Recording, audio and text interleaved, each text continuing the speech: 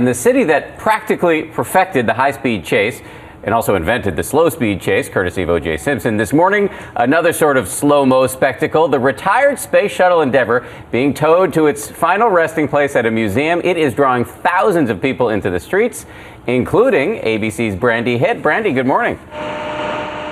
Good morning, Dan. What a magnificent sight up close. This is a piece of history now making its way through the streets of Los Angeles. You can see the back end of the shuttle over my shoulder. And what's really interesting is the large Southern California crowd that continues to follow it every step of the way to its final home.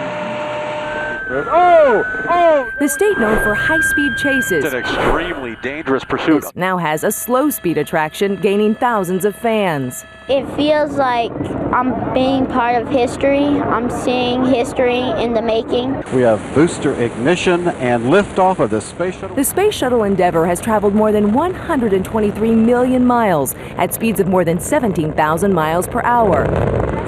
But now it's cruising, or should I say crawling, through Los Angeles at just 2. It isn't perfect. It is rough and beat up, and you can tell it's been somewhere many times. Endeavour is ready to go where no shuttle has gone before, its new home at the California Science Center.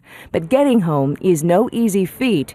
Endeavour has already piggybacked 3 flights from Kennedy Space Center to L.A. Now the 170,000-pound behemoth is passing through winding roads and sharp turns. With a 78-foot wingspan, hundreds of trees had to be cut so it could clear the roads. Power lines were raised to make room for its tail. There is going to be congestion on the streets. Plan ahead. It's a 12-mile trip taking 2 days. And a commute that, frankly, many in Los Angeles understand. There's no question this trip is a massive task. This morning they had to put the shuttle on dollies and pull it with a pickup truck. And it comes with a hefty price tag, an estimated $10 million.